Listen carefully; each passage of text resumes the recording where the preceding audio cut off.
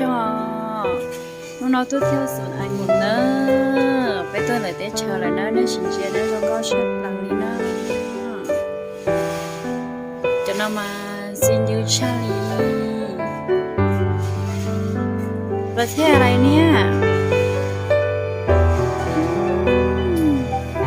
chúng ta Charlie nữa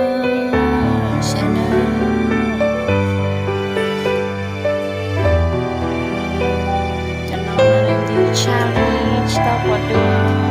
untuk kalau mau kisu, share mana, no chat na, jangan na, ne jangan share lagi na, share.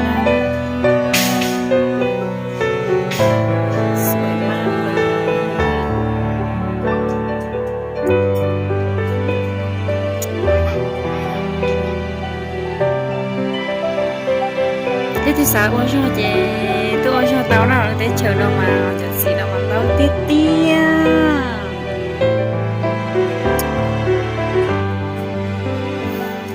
cho tao nói cho tao xia cho nó cho tao xia nữa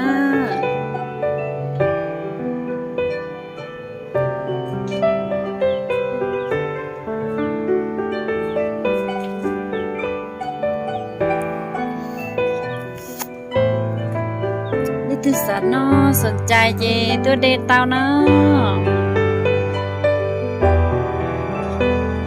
trong có shop lâu đi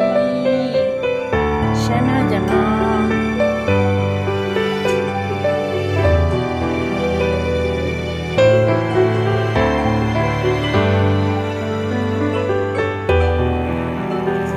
tao sao đi nữa ý hà đi đâu cũng tao đi á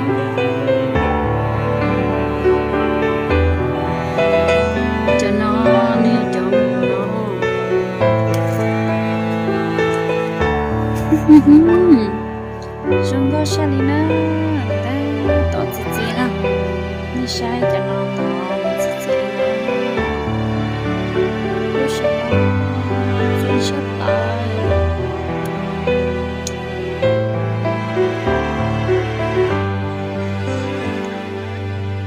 cho nên nó chỉ chuyên dư bây giờ giờ rất sợ mà nó hay là dư nó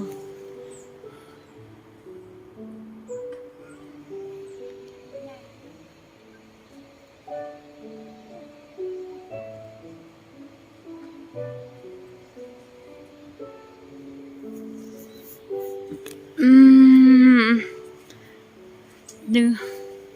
ok cũng cho nó nên sẽ nó nên xin chia nó rồi dừng bỏ đi nó đưa nhỏ mình chỉ chia nó chỉ cho bỏ ok xin chia đi nó nhớ rằng nó bye bye